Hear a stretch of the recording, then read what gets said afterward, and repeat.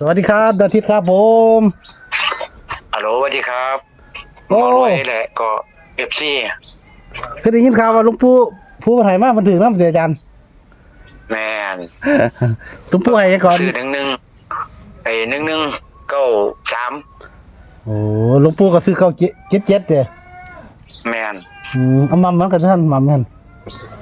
เออ ก็ซื้อโอ้ 117793แหละ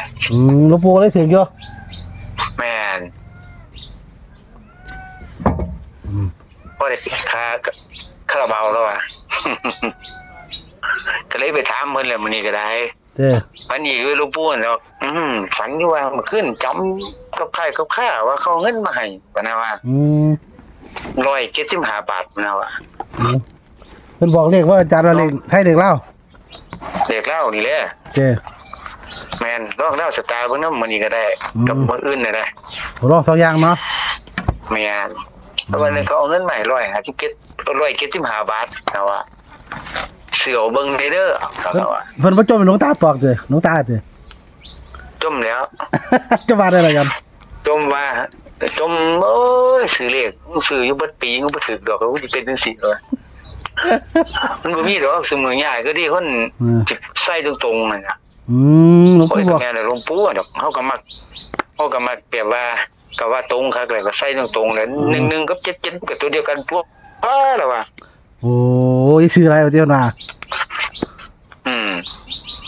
โอ้หลวงปู่แล้วก็ ล จะ องเบิ่งแหละ หลวงปู่แล้วก็ได้50อยู่ว่าเด้อ แม่น50 บาทอยู่ โอ้ พอได้ค่าคาราบาวค่ากาแฟ แม่นได้ดอกก็จะเอาหลวงปู่แล้วก็แม่นเติบเด้อเนาะโอ้ยเพิ่นเล่นแล้วซื้อลอตเตอรี่นี่โอ้เป็นหอบวันนี้เราซื้อแต่ละงวดแล้วก็แม่นของเราดีถือแทบทุกงวดคือกันดี เด้หลวงปู่เนี่ย แม่น โอ้เพิ่นว่าเฮ็ดสิมันเลยอยากให้เฮ็ดบ่เขาเอาไปลองเราบอกเฮ็ดเลยเนาะ บ่เลยเพิ่นซื้อทุกงวดแหละแต่ว่าเฮาบ่ไปถามเพิ่นนะ โอ้ เฮาบ่ไปคนไปบ่ค่อยกันนั่นกับมันนอกจากมันนั่นถามปากต้องถามเราซื้อนี่ล่ะ โอ้หลวงลองถามมือซื่อเด้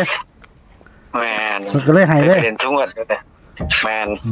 ม ซื้อเบิ่งแล้วว่าเรางวดนี่มื้อนี่ เออ 1.5แล้ว อืม กับลองเล่าสตาร์เบิ่งนี่เด้อนะว่าครับนี่ ไม่หลวงปู่อินเทนเนี่ยจังหวัดราชตาเด้อ เอาแล้วก็ว่าเล่าเนาะแล้วก็สิเทศตัวเพิ่นก็สิฮู้จักคือกันแหละเล่าสตาร์มื้อนี่ เออ แต่เพิ่นบ่เล่นดอกมีแต่เขาว่าแหละแล้วว่า โอ้ อืมแล้วก็บ่ค่อยเล่นดอกมื้อนี้แล้วเล่นใหญ่เด้อเลยเล่าตัวหน้าเล่นเด็กใหญ่ไปอ่ะนะ หลวงตาเด้อ แม่นหลวงปู่เพิ่นนะครับ ผม ก็ลองเบิ่งกันแล้วแต่ว่ามื้อเล่าซะหน้าล่ะแล้วก็ว่าฝันแล้วเขาเอาเงินมาให้175 บาทโยมเอาเงินมาให้นะว่า ครับ เขายังล่ะโยมโอ้ยมาถวายซื่อๆนี่แหละบุญว่าสินะ ผู้ได้เปลี่ยนเก่งก็เปลี่ยนเอาเด้อเนาะ แม่นแปลงเอาเด้อคันบาป ที่เป็น สมมุติมีตัวแปลงดอก175มันสิมีตัวแปลงอยู่บ่ นี่ก็1ก็เป็น7นั่นแหละ5ก็เป็น2อะไรเด้อ7ก็เป็น1อะไรกัน แปลงเอาอันแหละ งวดก่อนแปลงที่ได้ฮอด4โตเด้อ แม่น ผมเห็นสิพระอาจารย์ผมแปลงเด้อผมแปลง3เป็น8ผมเลยซื้อ198 189โอ้ยบ่แปลง1เป็น7มั้ยแปลงเอาแล้วเลขเพราะว่าบางทีเนาะ หลวงปู่แล้วก็ว่า เทวดาเพิ่นแม่นเพิ่นก็บอกคือนี้ ซื้อฉลาดซื้อได้เด้อเด้อ ฉลาดซื้อฉลาดเล่นใช่มั้ย เขาก็จะเพิ่มซื้อหลายมีทุนก็ซื้อนิดน้อยไปเบิ่งก่อนเนาะ ครับอืม ของนาทิตย์นี่รอดเลยไงบอกเรื่องใดอันนี้ดีต้องสิบอกบ่ แม่นก็เบิ่นฝันอยู่ นะครับเนาะเอาเรื่องหลวงตาไปก่อนเนาะ ครับ หลวงตาก็แม่นเติบอยู่ดอกสำหรับเรื่องหลวงตาเด้อนะครับ อันนี้เป็นเด้อเขียนว่าเขียนว่าหลวงตาก็เด้อเขาสิงงหลวงตาเนาะ หลวงตาเด้อนะครับเป็นเลขนาทิตย์เด้อนาทิตย์เพิ่นนั่น หลวงตา นาทิตย์มันจะได้ฝัน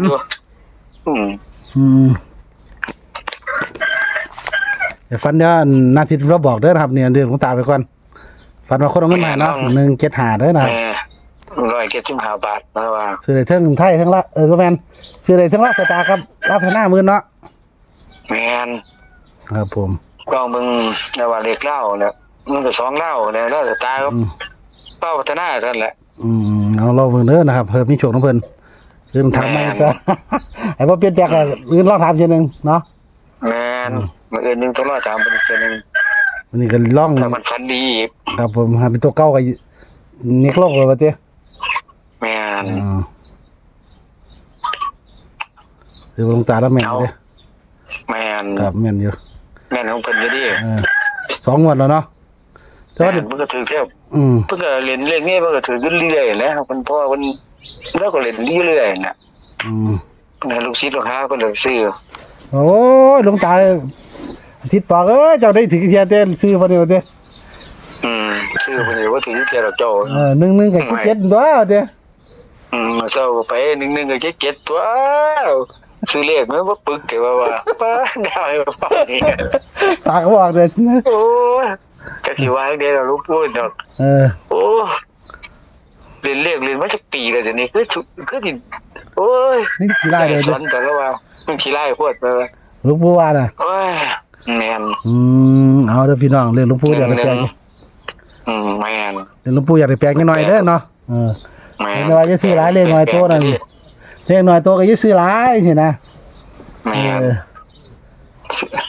แล้วก็ให้3ตัวนี่เสียดีแล้ว1กิน5เลย นึกกินหากับแปลงเอาตัวใดแท่งกันได้เนาะจังนึงนี่ก็เป็น7อีกก็ได้ 1กิน5แม่น 7เป็น1ไง1เป็น7ก็ได้หาก็ได้แท่ง1 2จังซี่นะตามตำรามันเนาะหรือพี่น้องว่าเป็นกลางไว้ได้ก็ลองพิจารณาเด้อนะครับส่วนนั้นหลวงตา เบิ่ง ครับหลวงปู่ให้มาแค่1 7 5นี่ล่ะก็ลองเบิ่งน้ำเพิ่นเพื่อมีโชคเนาะ แม่นเพื่อมีโชค ครับ ดวงเฮาเขาอยู่กับบุญวาสนาอยู่ดิ ครับผมก็หามีโชคเด้อนะครับหลวงปู่กำลังสั่งสั่งสิมกลางน้ำเด้อนะครับเพื่อมีโชคน้ำเพิ่นเนาะ แม่น ครับ175ตัดให้17 75นะครับพอเรียกแปลงกับแปลงเอาเด้อนะครับ ในตัวเลข3ตัวเท่านี้แหละหลวงปู่ว่าซื้อหลายก็ซื้อหลายก็ตำต่อได้หลวงปู่ว่า หลวงปู่ไปเอานับปอกถึง5แล้วงานทิศเพิ่นนี่โอ้ยซื้อสิได้นะถือเที่ยเพิ่นว่า1ก็7ตัวนะ เฮ้ยบ่บอกกันแต่ตอนนั้นเด้อเนาะเฮ้ยเอาก็สิบอกสิเนี่ยบอกแล้ว เนาะให้3เป็น8เนาะเมื่อวานเนาะให้วานเฮ็ดดีๆนี่ให้แปลงเบิดหันเลย4ตัวเลย แม่น4ตัวแล้ว ให้แปลงเมื่อวานนี่นะ 1ก็เป็น7บ่เก้าแต่ว่านั้น3มันก็เป็น8สิแล้วเพราะว่าเก้ามันก็เป็น6เที่ยเนาะเก้าไปเฮาก็แปลงเอาเลย พอเรียกเพิ่นมาให้บ่หลายตัวเนาะ แม่เลยเพิ่นบ่ได้หลายตัวดิ เทิงแม่นนํอยู่นะก็พอน่าแปลงลิ้นอยู่ เพิ่นก็แม่นของเพิ่นอยู่ดิแต่ว่าเฮามันเอาบ่เป็นนี่แหละ สมหลวงปู่ให้ล่ะ บอกโจ๊ะจนเพิ่นให้แล้วให้อีกแหละ ขอบคุณหลวงทิศปอกหลายเด้อนะครับที่มาแบ่งปันเนาะจุดกันหมายเนาะครับสวัสดีครับ